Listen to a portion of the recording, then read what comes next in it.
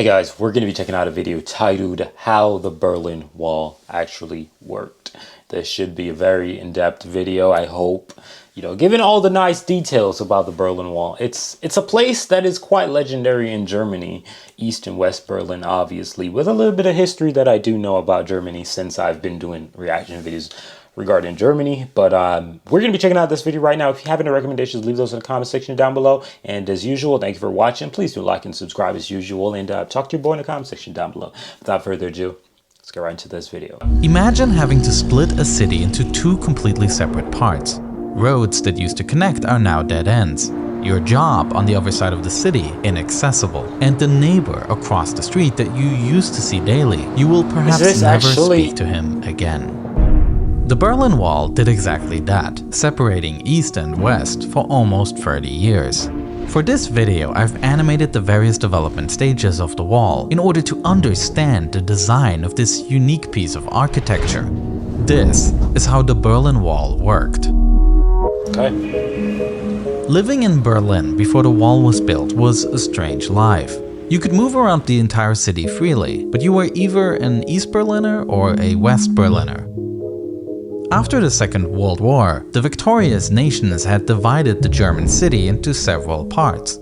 The Soviet occupation zone ultimately became the territory of East Germany, a socialist state, and the western part of Berlin remained legally occupied, but in all practicality, it belonged to West Germany, a capitalist state.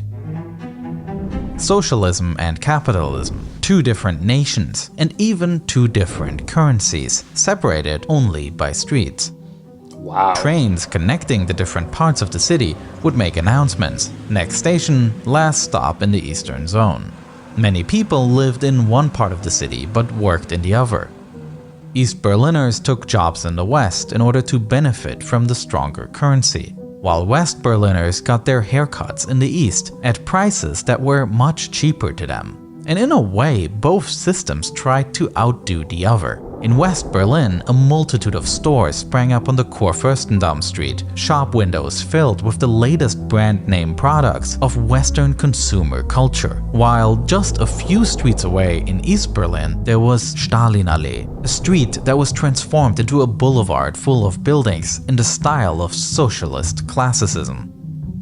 But this open coexistence of two systems wouldn't last long. On the 13th of August 1961, Berlin woke up to a divided city. The East German government closed the border, which means that families were split apart. Though officially stating that this was necessary to protect their country, it was an effort to stop their own citizens from fleeing to the West, where opportunities, wages, and freedoms seemed greater. At the start, this was just a wall in name. It mostly consisted of fences and loose pieces of barbed wire, manned by guards. There were some unguarded stretches, and it was even possible to jump across. To make escaping more difficult, construction immediately began on a more permanent wall, made out of concrete and topped off with barbed wire coil. It's crazy how humans go through. Like, dude, we're some of the most idiotic people. We are so stupid. Sometimes when I think about humanity, I get so mad. We're idiots, straight up idiots. I don't care how smart you are. I don't care how educated you are. I'm stupid. You're stupid. We're all stupid. Like, we're literally wrapped around by just, we're like puppets. You know that little puppet thing where they do the little finger thing? That's literally what we are. That's literally what all of us are. And it's so freaking sad. Metal arm. But this is not how the wall looked everywhere. A shortage of building materials meant that in the first years, just 10% of the border was built like this. And there was another issue. Sometimes the border between West and East Berlin went straight through housing blocks. Houses that now had to become part of the wall. The East German authorities forced people out of their homes and filled the windows with bricks. Wow. Sometimes, however, they would forget a window. On August 17, 1962, Peter Fechter discovers one such house, making up part of the wall. Peter is frustrated with the East German government as they won't let him see his sister that lives on the other side of the wall. Together with his colleague Helmut, he fantasizes about an escape to the west. The two of them see people inside the house, and in order not to be noticed, they take off their shoes and quietly creep in. By sheer luck, they quickly find the open window, and from here they have a clear view of the road to freedom. A fence, then a clear strip, and finally a wall. It seems doable, except for the fact that they are in plain sight of the nearby border guards. Suddenly, they hear voices behind them, and it is now or never. Peter and Helmut jump out of the window and climb the first fence. Then they are spotted, and immediately the guards open fire. Helmut dashes across the strip through a haze of bullets. Germans been through way too much, damn it. like, okay, I get the whole, World War II situation, blah, blah, blah, blah, blah. But this alone would allow me to never, ever root for something like what, that guy did. You know what I mean? Because the aftermath to your whole, every action has a reaction physics. It's literally in our day-to-day life. Because this is a reaction from the action of that, wasn't he Austrian and not actually German? Quite weird, but whatever. He didn't fit the criteria of what he was trying to promote, but it's wild, man. As he scales the wall, he looks back and he sees his friend Peter frozen in place. The guards are closing in further, and they will have a clear shot soon. Helmut screams, and Peter finally springs into action. He makes it across the strip, but as he jumps up to scale the wall, he is hit mid-air and slumped down. Helmut can't help his friend.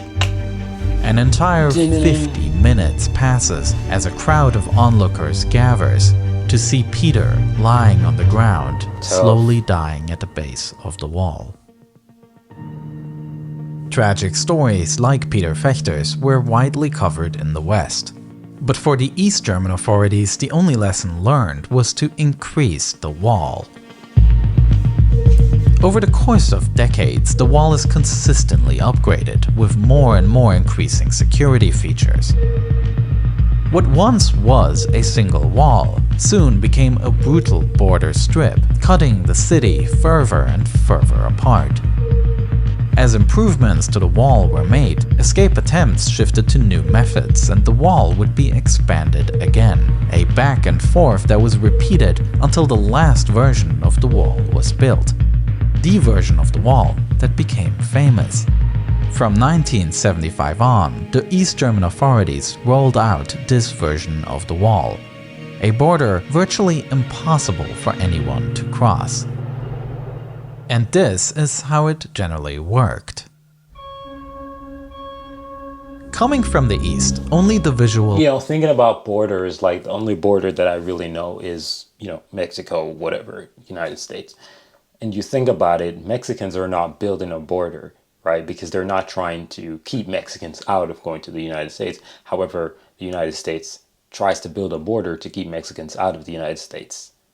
You see how this one is? West Berlin is not building a wall to keep East Germans out. East Germans are building a wall to keep East Germans in.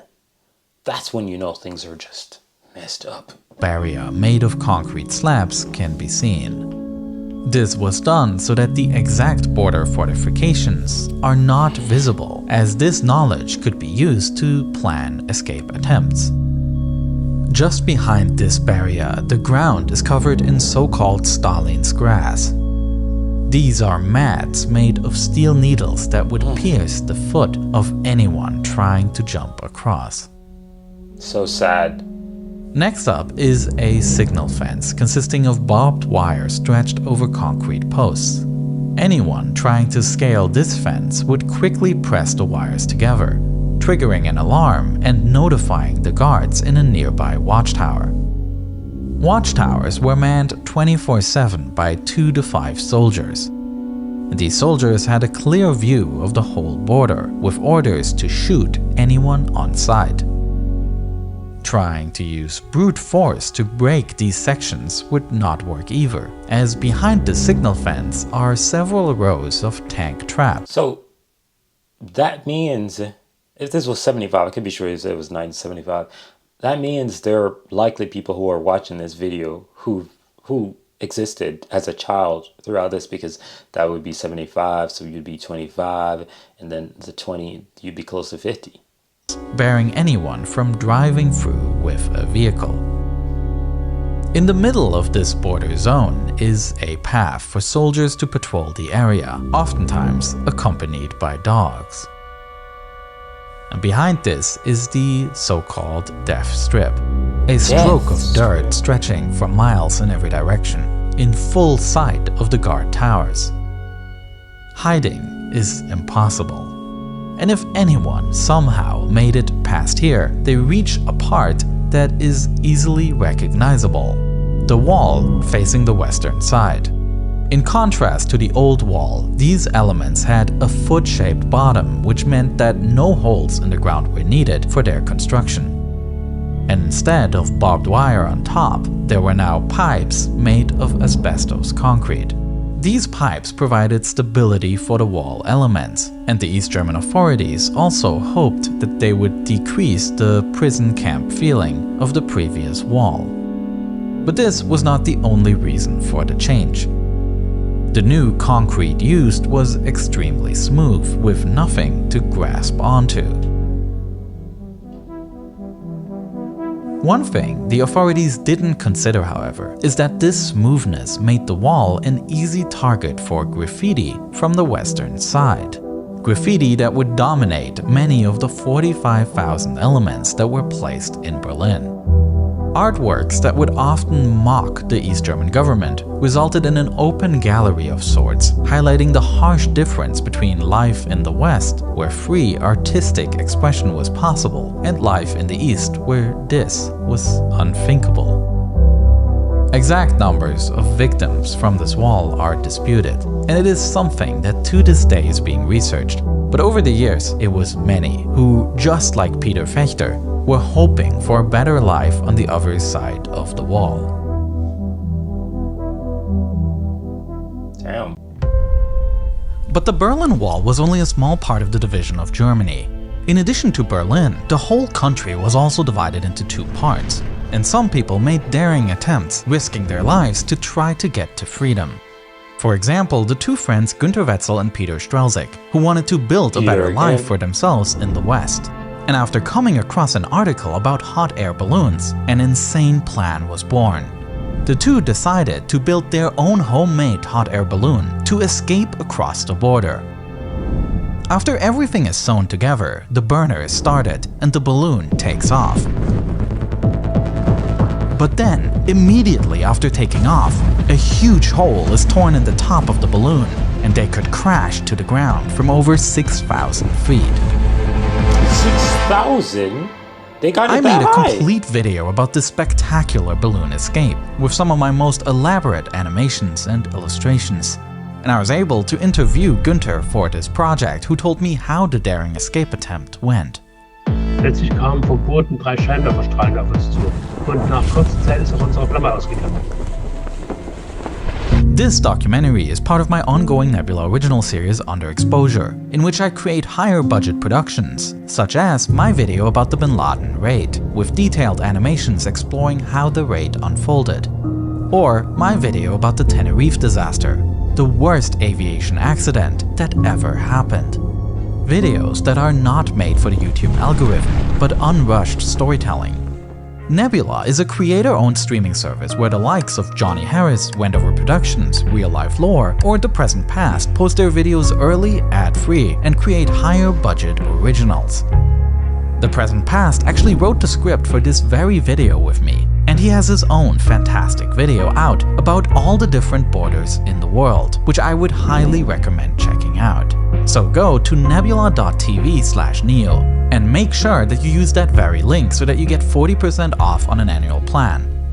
All my exclusive videos are up there. That's pretty sick, bro. That's pretty sick. Y'all go check it out. This is a crazy story. Like, I did not know the Berlin Wall was this dramatic. Like, oh my days. It's really dramatic and traumatic. I'm surprised that they made it out. It's good to know that the guys with the air balloon made it out. I'm really surprised, but you know, it's crazy, but you know, it is what it is. But very sad, very sad. But you know, it is what it is. It's humanity. We're crazy, and we're controlling. Like, it's so crazy how controlling we are as a human, as a population. We're so controlling. Like, there's so many facets in history, you know, where some people care more about this one, care less about this one, and we don't realize it's the same damn thing, right? And the unity is not there. It's quite sad, but yeah. Thank you for watching this video, man. We out of here. Peace.